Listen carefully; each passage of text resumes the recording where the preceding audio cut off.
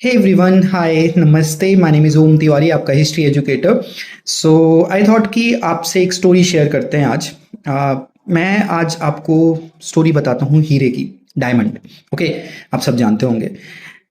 लेकिन क्या आप ये जानते हैं कि इंडिया जो था वो ऑलमोस्ट 2000 सालों तक हीरे का ओनली सोर्स था पूरे वर्ल्ड में. ठीक है. आपको पहला मेंशन अर्थशास्त्र में मिल जाता है डायमंड का. उसके बाद बुद्धिस्ट सोर्सेज भी डायमंड की बात करते हैं. प्लाइनी ग्रीको रोमन क्लासिकल ऑथर है, उन्होंने भी डायमंड की बात किया है, एडमास करके. एंड मिडिवल टाइम पीरियड में भी आपके बहुत सारे जो जेम मर्चेंट्स थे, चाहे आपके पेल्सार्ट हों, चाहे आपके टेवेनियर हों, वो आपके इंडिया आए थे. देवर जेम मर्चेंट्स, और वो डायमंड की खोज में ही इंडिया में आए थे. इनफैक्ट इंडिया से बहुत सारे पॉपुलर डायमंड्स निकले आज वर्ल्ड के. Like we have Hope diamond, we have Jacob diamond, we have the Kohinoor. वो सारा आपका इंडिया से ही निकला. और इंडिया में जो एरिया था गोलकोंडा, वहाँ से ये सारे हीरे निकलते थे, इसलिए इनको गोलकोंडा डायमंड्स भी बोलते थे. बहुत सारी स्टोरीज भी हैं इनसे रिलेटेड. ठीक है. जैसे एक स्टोरी आपके एडवेंचर ऑफ सिंदबाद, जो कि अरेबियन फोक्स टेल है, उसमें भी मेंशन है.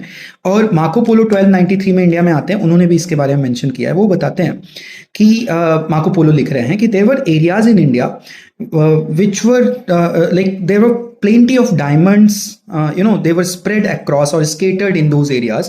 बट उन एरिया में जाना बहुत मुश्किल होता था, बहुत कम लोग ही वहां से जीवित वापस लौट पाते थे, because those areas were infested by cobra snakes. तो वो डायमंड्स जो थे वो कोबरा स्नेक्स जो थे वो गार्ड करते थे.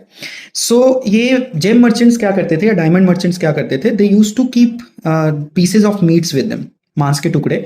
और मांस के टुकड़े उन एरियाज में फेंकते थे जो गुफाएं थी, या जिन भी एरियाज में आपके डायमंड मिल रहे हैं वहां पे मीट के टुकड़े फेंकते.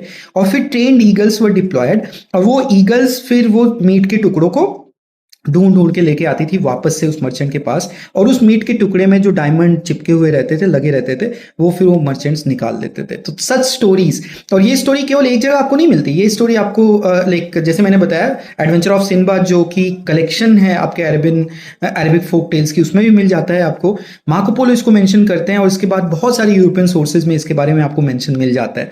ठीक है. ऑब्वियसली ये सारी जो कहानी आपकी गढ़ी है वो इसीलिए गढ़ी गई क्योंकि like India was the only source of diamond. तो उसको एक तरह से जो भी एरियाज थे जहां पे डायमंड माइंस थी, उन सबको क्लोज सीक्रेट की तरह से रखना था.